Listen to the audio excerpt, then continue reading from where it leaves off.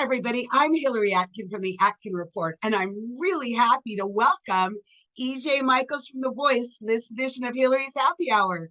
EJ, how are you doing? Doing so good. Thank you so much for having me on your show. I'm so excited to talk with you. Well, thank you. I'm thrilled to have you here, and I want to start off talking about your battle round of the Tracks of My Tears with Tasha Jensen for Team Blake.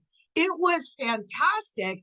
And when your performance wrapped up, Blake chose Tasha, which to my surprise, actually. But what were you thinking in those moments? And then when both Chance and Niall tried to steal you?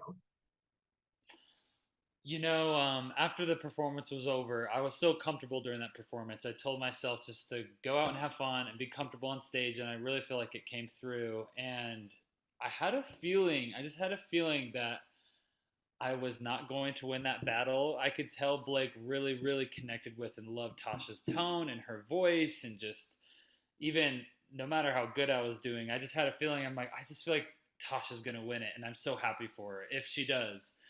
She ended up winning it, and after I said my piece and I was walking off stage, I had a feeling. I'm like, I don't think I'm gonna go home yet. Like, I just had a hunch. I don't know. It's just that feeling of like it's not the end just yet. And as I was walking off, I was like, not one but two steals, like both of them pressing their buttons and just being like, oh no, I have to do this all over again. Like back at the blinds when you have to choose between two people, and I hate doing that. Like I'd almost rather have just one person choose me and then I'm like forced on their team, because I've had to. It was my second time not choosing Chance, and I felt so bad. But Niall was always he was always my first pick from the beginning. Even before I had my blind audition, I was like, Niall's kind of up my alley of style and music and his fan base, and just if I was ever to collab with one of the coaches in the future, it'd definitely be Niall. So I want to flash back to your blind audition of Adele's Easy on Me when you played the piano. And Chance had turned first, and then Blake. And he had talked about how your voice was so raw and honest and how you really moved him. But still, was that a tough choice for you between Blake and Chance?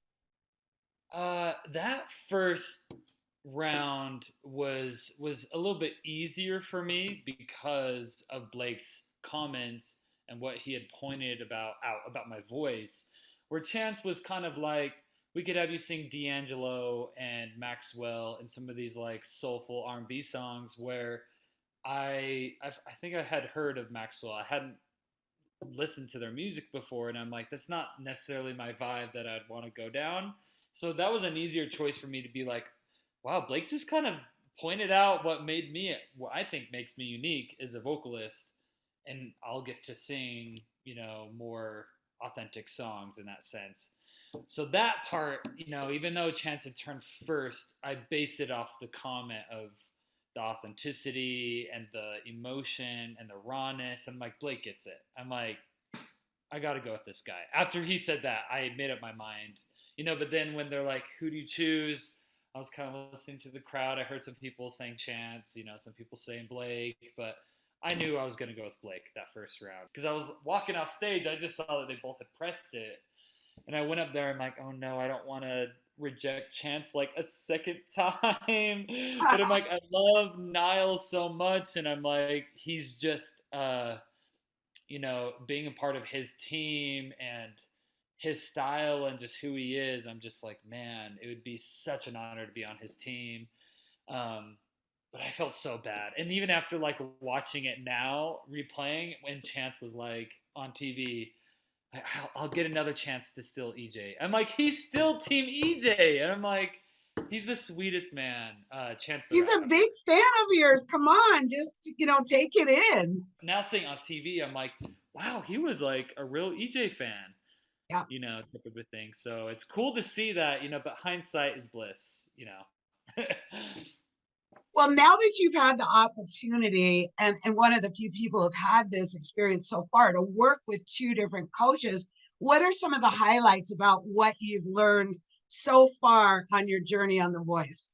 Being on this show and having two coaches want me on their team, and two different coaches, and these really the biggest iconic music stars today, like it just really instilled an internal level of confidence in myself, like renewed confidence that I can go after the show is done and being aired, I can take my future album and market it with confidence. EJ, I want to bring up the fact, though, that you and your brother have a band. You've toured the country, including some major festivals. So tell us more about your musical background. And you alluded to the fact of having a solo career, but I'd love to hear more about the band and how you guys Yeah, were, developed that. it's been incredible. We've opened for ex ambassadors and Kesha. We've played in front of thousands. We played hundreds and hundreds of shows all around the US. Um, it's been a ride for sure.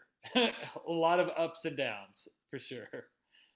Well, I think the rest of your journey on The Voice that I'm really looking forward to will definitely be an up. And I want to thank you so much for taking Yeah. time out to be with me on Hillary's Happy Hour.